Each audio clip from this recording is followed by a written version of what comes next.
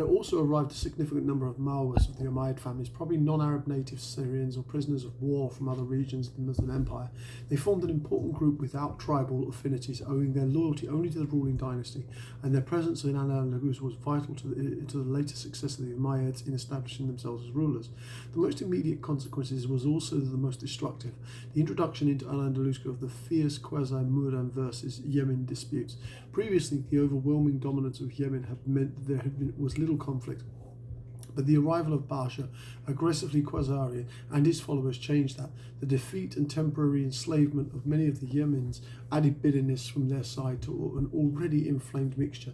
It was difficult for any governor to break free from the constraints of the feud, since not to be generous to members of their own group would leave them without any reliable support. It was probably this insecurity which led Abdul Qasr, an outsider to Al-Andalus, without any local power base of his own, to rely on and favour the Yemens. The Khazars could not afford to tolerate a governor who would only dispense favours to their hated rivals, and they found a new leader in Al-Sumas bin Hatem al-Kharazd, hard-bitten, brutal, and fanatically devoted to the Khazarian cause. War could not long be averted. The Khazars were fewer in number, but stronger in the Cordoba areas and possibly more effective militarily. Al-Sumas set out to divide his enemies and succeeded in winning over the leaders of the Yemen tribes of Lakran and Judam. Both these tribes had long been settled in Syria and may have felt more in common with other Syrians than with the Yemen tribes of South Arabia.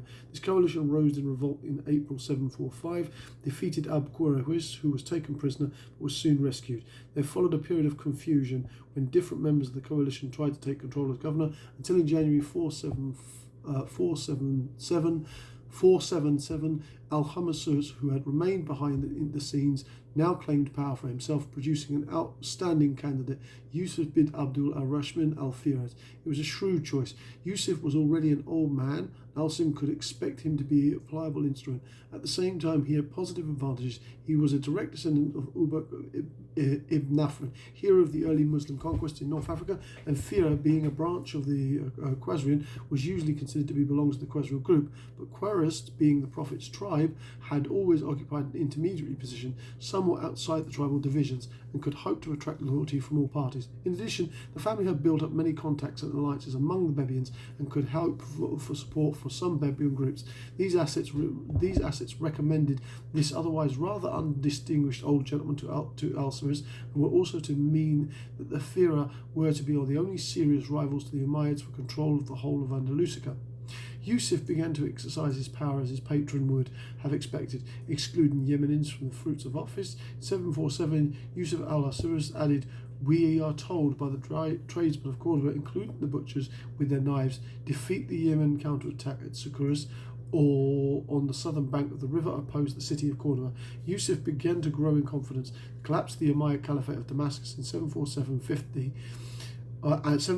to 50, in the face of Abyssinian attacks from the east, meant that he became an independent ruler. He felt strong enough to remove Al-Sirim to Zagreb, where he occupied himself helping victims of the terrible famine of the early 750s. But the old eminate were merely dormant. In 755, Al-Sirim was besieged by Zagreb by Yemen elements. Yusuf was powerless to help him, and he was only saved by the expedition of Khazarian volunteers from the south. It was into this environment of deadly factional conflicts that the emissaries of Abdul al-Rasim Malward the Umayyad arrived. This is when the Abyssinians were going on their offensive. During this period of instability, the northern frontier of Al-Andalus stabilised. In the immediate aftermath of the conquest of the Muslim penetration as far as the northern coast, leaving only a few upland valleys in the Pyrenees and isolated pockets of resistance on the northern slopes of the Pyrenees to Europa. The sources ever speak of a Muslim governor in Jordan, in Girodor. Most of the plains of the Duruses and the mountains of Galicia and Canterbury were occupied insofar as there was a Muslim presence at all by groups of Bebians. But we know very little about this, and there is no record of permanent or significant occupation in this area, nor were there any major campaigns. The Arabs finding France much more a rewarding territory, almost by defeating the area north of the Duruslipes. Did I miss a page? No. Pirates in isolated pockets of resistance of northern slopes and persecuted to Europe. The sources ever speak of the Muslim governors Almost by default, the area north of Duria slipped out of Muslim hands after the Bedouin rebellion in 741 caused many of them to come south, where they were heavily defeated in battle. As long famine, which began in 7500, seemed to have caused many of the survivors to leave for North Africa, the Christian king Alfred I was able to establish some fortified outposts in the Duran plains and to raid even further south. The Calderal centre markets the most notable northern limits of Muslim occupation. In the western half of the peninsula, Coyabun, Coria, Talvis, Madrid, Kazrin and Madras all became frontier settlements. This position was hardly to change for 3 centuries. To the north of these settlements, the land seemed to have been almost completely uninhabited, except by wandering shepherds, until the southmost outposts of Christianity settlements were encountered at places like Lyon and Astorga. The eastern sector of the frontier presented a very different picture. Here, Muslim settlers pressed up to and into the Pyrenees, Pampelune, Trullan, Husus, Chiragul and Narbonne, where the Muslims were in Muslim hands. Only in Narbonne, captured by Charlotte Mont's son Pepin, probably in 759, was their ruler changed. The northern outpost of Muslim settlement lay not on an east and west axis, but on a north to southwest line, and this was to remain the position until well into the 12th century. By 757, the Muslim presence in Andalusia was clearly there to stay. Local resistance had effectively disappeared. A new generation of Arabs and Bedouins born into Al-Andalus were growing up, and converts were beginning to be made among the indigenous people. By the new conquest had conspicuously failed to develop the viable political system.